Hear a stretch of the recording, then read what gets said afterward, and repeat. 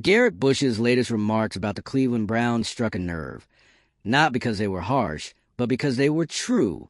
His claim that the team has been lying about Shedeur Sanders' development peeled back the layers of a long festering issue inside the organization.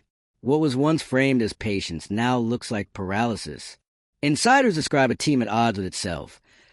Coaches who see Sanders' readiness, players like Myles Garrett who quietly back him, and a front office more concerned with controlling the optics than unleashing its most promising quarterback.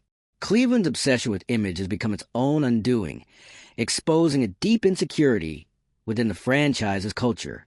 In the middle of this dysfunction stands Sanders, calm, focused, and quietly defiant through professionalism. Analysts like Mary Kay Cabot point to his precision, composure, and leadership as proof that he's ready now, not later.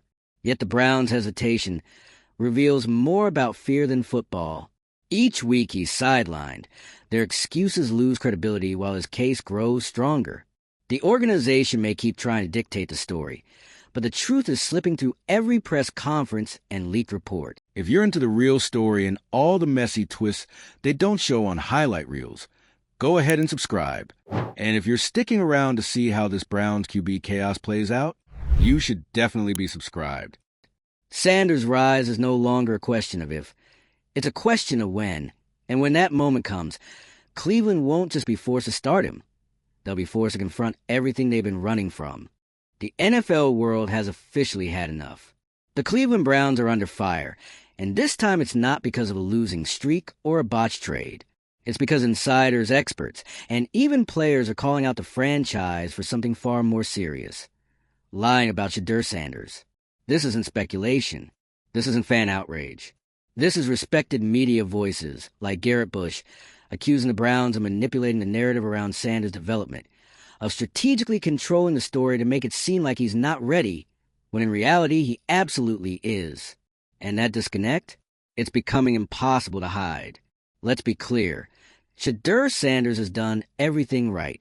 He shows up early. He studies like a veteran. He makes throws in practice that coaches dream of. He carries himself like a leader. There's no drama, no ego, just work. Precision passing. Consistency. Mental toughness. And still, the Browns continue to delay, to deflect, to disguise hesitation as patience.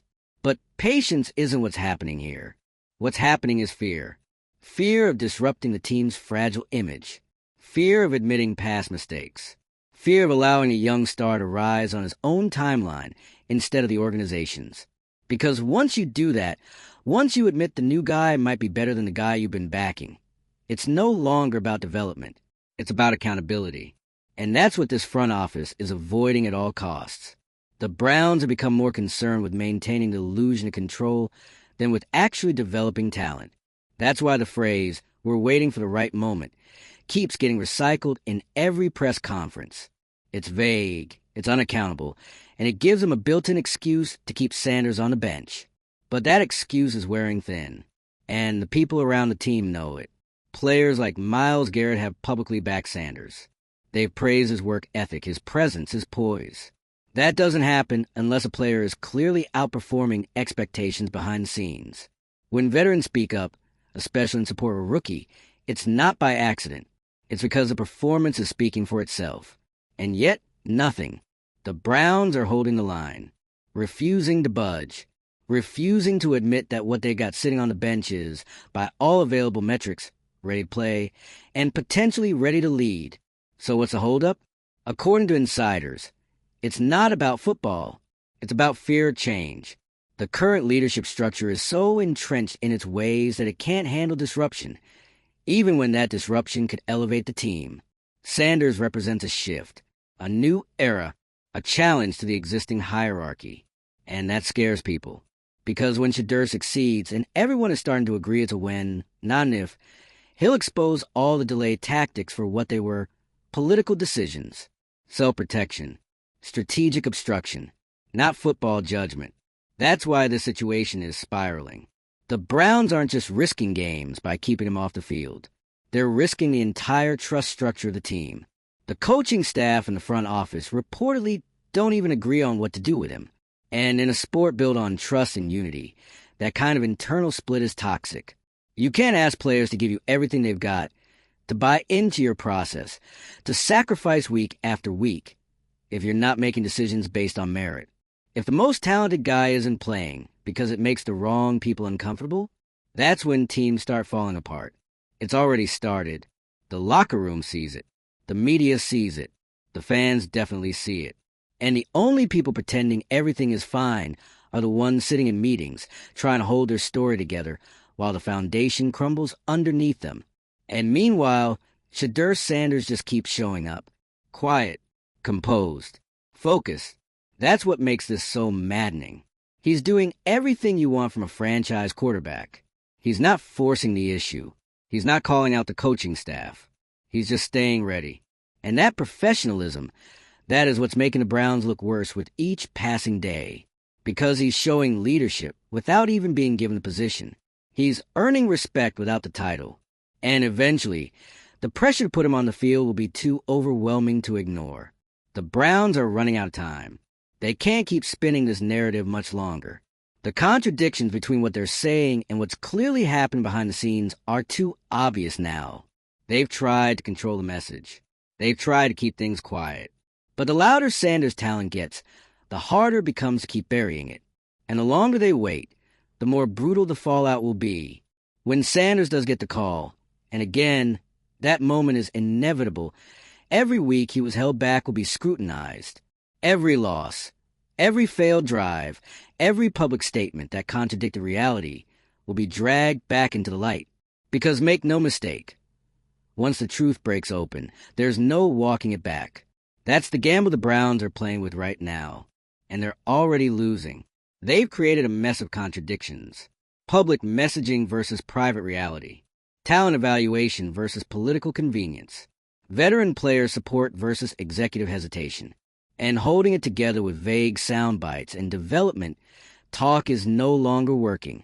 The situation has moved beyond coaching. It's now a referendum on the culture of the organization. And Cleveland's culture right now is built on fear. Fear of letting go. Fear of admitting that the kid they wanted to ease in slowly is already more capable than the ones ahead of him. Fear of facing what happens when you stop managing optics and start letting performance dictate decisions. And so they stall. But with every day that passes, they lose more ground. They lose more trust. They lose more credibility. And Shedeur? He's still there, waiting, proving, watching this team twist itself into knots to delay a moment everyone knows is coming. There's only so much longer this charade can last. The Browns are trying to hold back a tide that's already rising. The moment they finally let go, everyone will see what they were afraid of and why they fought so hard to delay it. Drop your thoughts below. Do you think the Browns are being strategic or just scared of being wrong? Like if you're done with the smoke and mirrors, share it with someone who still thinks Shedeur needs more time. And subscribe, because the next headline out of Cleveland, it's not going to be quiet. The Browns' refusal to start Shedeur Sanders isn't just a football decision. It's a franchise-defining scandal in slow motion. There's no more room for interpretation. The narrative has fully shifted. What started as whispers of hesitation has now exploded into public frustration. The fans are done waiting. The locker room has started choosing sides. The media isn't even pretending to play nice anymore. And in the center of it all is Shedeur Sanders, a quarterback whose name has become synonymous with suppressed potential and organizational dysfunction. Let's stop pretending this is normal. It's not. There is nothing normal about a player with Sanders' reported skill set, his accuracy, command, maturity, preparation, being sidelined this long in a franchise known for instability and poor decision-making. Nothing about this feels like a slow, methodical plan. It feels like sabotage. And the reason it feels that way? Because the actions don't match the rhetoric. The Browns keep preaching about development and trusting the process, but every indicator says Sanders is already ahead of schedule. They say they're building for the future, but they're actively blocking the future from taking the field. They say it's not political, but their decisions reek of control and fear. You can't sell the "not ready yet" line when analysts like Mary Kay Cabot are going on record describing Sanders' mechanics as flawless. You can't push "he's still learning." when insiders are saying he's outplaying expectations and showing more poise than some of the league starters. And you absolutely cannot preach culture when you're refusing to reward a player who's displaying every leadership trait your franchise has supposedly been starving for. What are you afraid of? Are you scared that if Shedeur succeeds, he makes everyone else in the building look wrong? That the timeline you built, the depth chart you defended, and the quarterback room you committed to wasn't the best plan after all? Because that's what this is really about. This isn't a question of readiness. It's a question of power. Who has it? Who's threatened by losing it? And what lengths they're willing to go to protect it, even if it means keeping the most prepared player off the field. This is the part of the story where the audience starts getting angry, not just disappointed. Angry because you're watching a team actively ignore the obvious. You're watching them deny the truth sitting right in front of them. And no one's giving real answers. Just a carousel of cliches from press conferences that sound more like damage control than strategy. And if it feels like deja vu, that's because it is. The Browns have a long history of mismanaging quarterbacks. They've cycled through talent, wasted careers, burned through coaches, promised rebuilds, then hit reset again, over and over.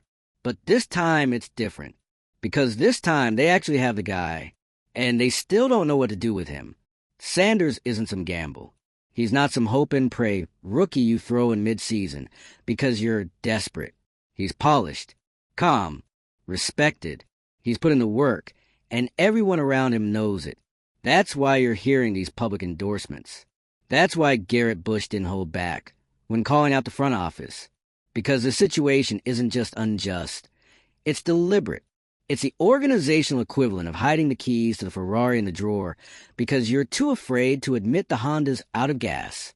And now, the locker room is taking notice.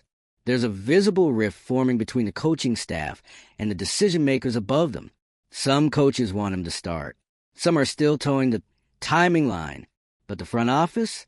They're frozen, terrified of what it would mean to let go of control. Because starting Shedeur means conceding that their original plan has failed. And when leadership refuses to evolve, the locker room loses faith. You think these players don't see what's going on? You think they don't talk about it? There's no filter behind those doors. And when you have veterans, guys like Myles Garrett, openly supporting Sanders, that's not subtle. That's as loud as it gets. Veterans don't do that unless they know something is wrong. Unless they feel something is broken. And when you lose the veterans, you lose the team. It's already happening. Slowly. Quietly. But the cracks are there. And once they go public, it's over. You don't recover from that kind of collapse. And for what? To delay the obvious? To avoid bruising a few egos? To keep pretending like the Browns front office is still in charge of the narrative when, in reality, they lost control the second Shedeur proved himself? There's a reason this story keeps building momentum. It's because it is everything. A rising star with undeniable talent, an organization paralyzed by fear, and a fan base that's been burned too many times to sit quietly anymore. And the longer the Browns refuse to move, the bigger the explosion will be when it finally happens. Because it will happen. They can't delay it forever. Eventually, Sanders will start. Whether it's because of a losing streak, a public revolt, or a locker room fracture, they're going to have to hand him the reins. And when they do, he's going to shine. And that shine will expose everything they tried to hide. The false narratives, the delays, the manipulation, the cracks in the culture, the fear that drove every decision. It's not a question of if. It's just a matter of how much damage they do on the way there. They're not protecting Sanders. They're protecting themselves. And in doing so, they're risking the exact future they claim to be building. So here we are, still waiting, still watching, still being told that the right moment is coming, while the moment has been staring them in the face for weeks. And the clock? It's almost out of time. The Browns might think they're buying time, but what they're really doing is burning bridges in slow motion on national display. And every delay, every non-answer, every post-game we're evaluating line is just another match to gasoline. They can't spin their way out of this one. Not when the footage exists. Not when practice reports consistently say Shedeur Sanders is outperforming the competition. Not when the very players inside the building, those trusted veterans, those locker room leaders, are voicing support in subtle but unmistakable ways.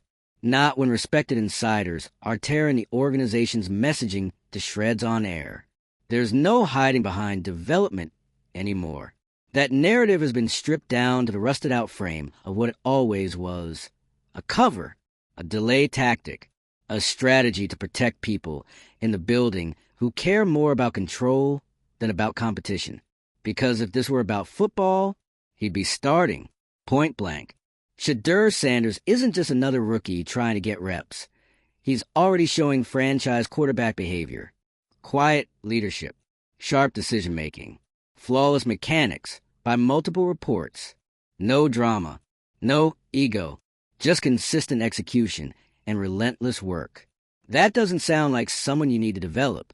That sounds like someone you build around. And what's worse, what makes this even more infuriating, is that Cleveland knows this isn't a mystery inside the facility. It's not a debate in film rooms. The truth has been known. The readiness has been proven. This situation isn't about waiting for Sanders to rise. It's about watching the franchise try to contain his rise. Why? Because letting him take over means rewriting the story they spent the last 2 seasons trying to force-feed the public. It means admitting the guy they positioned as their long-term solution maybe isn't that guy after all. It means taking the L on previous decisions, and some people in the building can't swallow that. So instead, they stall. And every week they do, the cracks widen. You got coaching staff members in front office, execs reportedly divided. That's how you know the problem isn't just a player evaluation issue. It's a structural failure. You got 2 halves of leadership pulling in opposite directions, and Sanders is caught in the middle of it. Not because he's unfit, but because he's a lightning rod for all the tension they don't want to confront. The locker room isn't stupid. The veterans know who should be starting. And when the most capable player gets held back for reasons that have nothing to do with performance, that destroys morale. That's how you lose teams. That's how cultures unravel. Quietly, then all at once. And let's talk about the fans. Because if this front office thinks they still have the room under control, they haven't listened to the crowd lately. The patience is gone. The belief in this plan is gone. The idea that Sanders is being held back for his own good? Long gone. Fans are watching this happen week after week, and they're not seeing a thoughtful process. They're seeing a team paralyzed by fear of change. They're seeing dysfunction wrapped in PR language. They're seeing the same cycle they've lived through for years, repeating itself again, just with new quarterbacks naming the headlines. And when this all comes to a head, because let's be honest, it won't be quiet. It'll be a reckoning. The day Sanders is finally given the nod, everything this organization has tried to suppress will come rushing to the surface. The contradictions, the cover-ups, the carefully curated media quotes, the locker room tensions, the weeks of lost time that could have been used to build chemistry, to gain momentum, to establish leadership. And if he plays well, it's game over for the narrative. Because if Sanders takes a field and shows even a fraction of what insiders say he's capable of: poise, accuracy, command, it won't just vindicate him. It'll expose them. It'll expose the delays as cowardice, the development messaging as spin, the front office as an anchor holding back a ship ready to sail. And they know it. That's why they're so hesitant. It's not that they don't believe in him. It's that they believe in him too much, and what that belief means for the power dynamics inside the franchise. It means change. Real change. Not the kind they post about on social media. Not the kind they promise during the off-season. Actual change. The kind that forces people to get uncomfortable. The kind that challenges who's really calling the shots. The kind that threatens to shift the entire identity of a team still clinging to its old guard. But let's be real. This isn't about comfort anymore. This is about survival. The Browns are at crossroads, and every week they delay the obvious decision. They edge closer to the version of themselves they've tried so hard to bury.